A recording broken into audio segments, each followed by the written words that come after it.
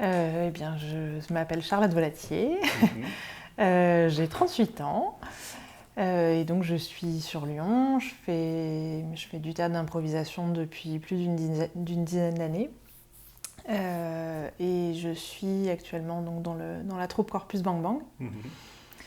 Voilà, et pour me présenter moi un petit peu plus, je me dis en tout cas bisexuelle. Même si j'aime pas du tout mettre ça dans une case. Enfin, voilà, je pense que j'aime les hommes cisgenres et les femmes cisgenres. Je suis jamais tombée amoureuse de personne dans le milieu. Donc voilà, peut-être que je suis pansexuelle, je n'en sais rien, et en même temps je m'en fous de savoir.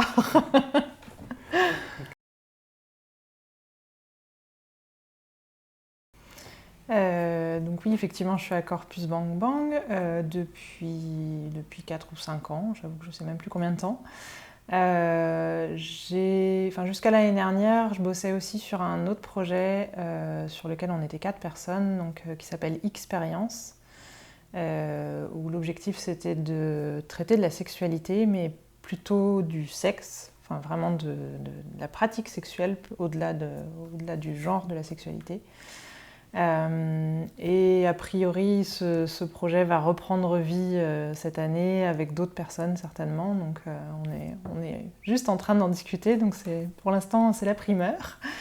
Voilà, c'est aussi un projet qui me tient vraiment super à cœur et je pense que c'est la thématique qui me tient à cœur, de discuter de la sexualité, d'aller parler crûment des choses là où habituellement on n'en parle pas, où c'est hyper tabou.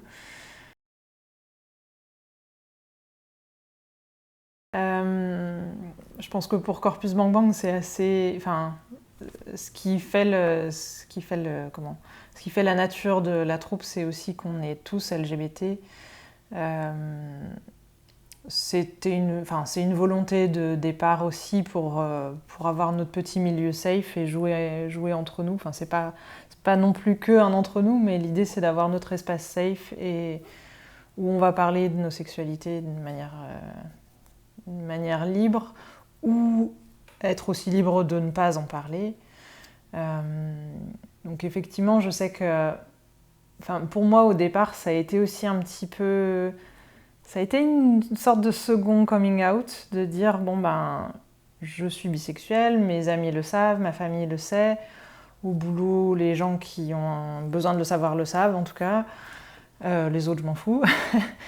Mais là, ça reste une démarche un peu différente de dire bon, je vais monter sur scène et clairement, le public en face de moi que je ne connais pas, je vais lui annoncer que, enfin, en tout cas, à défaut d'être bisexuelle, en tout cas, je fais partie du spectre LGBT+.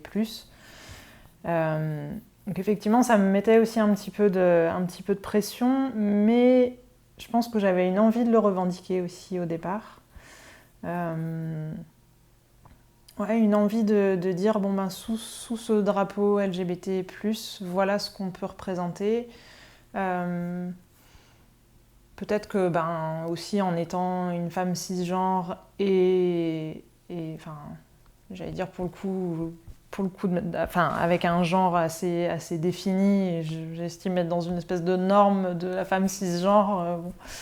Je me dis je pense que j'ai aussi un message à porter qu'on n'a pas besoin de ressembler à une camionneuse pour être lesbienne, on n'a pas besoin de ressembler à une folle du cul pour être bisexuelle. Enfin, bon là je prends vraiment les caricatures, mais ouais, voilà, je me dis bon ben peut-être que ce que je suis peut aussi véhiculer un message. Euh, sur le spectre LGBT+, ben voilà, on a aussi des personnes comme ça, comme on a des personnes comme ça.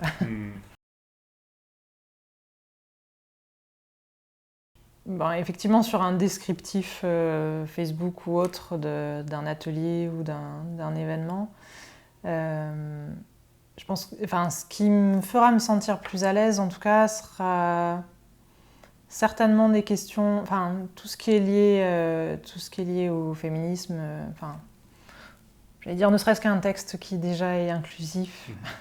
Alléluia. Enfin, je me dis c'est déjà une sensibilité à laquelle on a pensé. Ouais, je pense que c'est deux histoires, deux identités, mais je pense que je m'estime autant féministe que LGBT+. Donc ouais, déjà le côté féministe, côté inclusif d'un texte.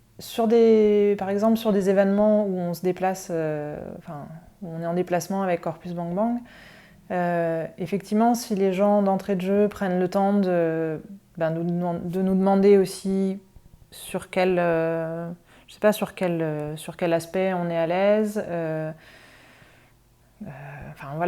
prendre le temps de poser des questions, on en parlait tout à l'heure, mais prendre le temps effectivement de poser des questions sur quelles sont nos limites, est-ce qu'on a le consentement pour ça ou ça, de quelle thématique on a envie de traiter ce soir, parce qu'on peut aussi se présenter avec Corpus Bang Bang sur un match et ne pas forcément avoir envie de parler de thématiques LGBT toute la soirée. Je pense qu'au-delà du contenu des mots et de ce qui est dit par les gens, je vais plus souvent avoir tendance à fuir clairement les hommes avec une aura extrêmement forte et avec une grosse voix. C'est un truc très bête, mais je sais que j'ai une petite voix qui porte pas beaucoup sur scène, donc déjà ça me demande beaucoup d'efforts pour faire porter ma voix. Et pour peu qu'il y ait 3 hommes sur scène qui parlent fort, c'est certain que j'arriverai jamais à m'imposer, juste par ce niveau sonore. Je parle pas en plus des questions de personnalité et des thématiques. Pour le coup, dans les troupes précédentes dans lesquelles j'étais, est-ce que c'était lié au fait que moi j'étais présente dans la troupe et que les gens étaient sensibles au fait que j'étais bisexuelle et que du coup c'était des thématiques qui pouvaient venir. Mais je pense que j'ai été surprise plus d'une fois de voir que 2 hommes commençaient une scène ensemble et que ça venait hyper naturellement pour eux, qu'ils étaient en couple. Le fait de ne pas lire aucune gêne dans le regard d'un des deux, ou de ne pas voir de clichés joués non plus, parce que ça, je pense que c'est des choses que j'ai vues il y a de nombreuses années, qu'on a tous expérimenté plus d'une fois, mais de voir qu'au contraire, 2 hommes hétéros qui montent sur scène ensemble et qui se retrouvent à jouer une scène homo, mais avec un naturel, évidemment avec parfois quelques maladresses, mais pour le coup, je trouve les maladresses jolies dans ce cas-là, quoi. Je pense que j'apprécie de voir que les gens essayent au maximum d'être inclusifs, même si ça présente des maladresses, parce qu'on en fait tous aussi. Enfin, je m'inclus largement là-dedans. Je sais que j'en ai fait et je sais que j'en ferai encore. Mais je pense que l'intention, en tout cas au départ, est louable, quoi. Enfin, là, pour le coup, c'est quelque chose qu'on a fait sur le spectacle Expérience, même si on était seulement 4 et 4 à très bien se connaître. C'est Olivier, un des comédiens du projet, qui nous a ramené ça du milieu échangiste, pour le coup. Où a priori chaque soirée commence par effectivement demander le consentement aux autres, demander quelles sont les limites. Je pense que c'est quelque chose qu'on fait assez facilement en impro aussi, de demander les limites. Souvent c'est les limites, est-ce que t'es ok pour qu'on s'embrasse, est-ce que t'es ok pour les claques, est-ce que t'as des zones corporelles sur lesquelles t'as un souci ou que tu ne veux pas qu'on te touche. Ça me paraît être une base, et je pense qu'il est déjà plutôt bien respecté dans l'impro. Mais au-delà de ça, aller poser la question à l'autre de est-ce qu'il y a quelque chose que tu as envie de faire sur ce spectacle-là, de la même manière que les échangistes se demandent est-ce que ce soir tu as envie de faire quelque chose spécifique. Mais de se dire j'ai aussi des envies et des trucs que j'ai envie de partager avec vous ce soir, qu'est-ce que c'est ? Je trouve que ça aide vachement à être en confiance avec les autres personnes sur scène. Et autant à poser des limites qu'à poser des ouvertures de ben, ce soir je me sens comme ça et ce soir j'ai bien envie d'expérimenter telle chose et ce que ça vous dit. Et même si tout ne sera pas forcément traité sur scène, évidemment, même si, voilà, si je dis moi ce soir j'ai envie de faire une super scène poétique, bon ben c'est pris ou c'est pas pris, mais effectivement ça veut dire que quand ça vient dans l'histoire, je sais que les 3 autres seront aussi hyper open, enfin seront suffisamment éveillés au truc pour dire ben allez on y va ce soir, ok on sait que Charlotte a envie de jouer ça, donc on va y aller quoi. Et ça, c'est assez général, mais je pense qu'on peut aussi vachement s'en servir sur comment faire en sorte de mettre les gens à l'aise vis-à-vis de leur genre, vis-à-vis de leur sexualité, vis-à-vis de leur handicap, leur couleur de peau, ou je sais trop quoi.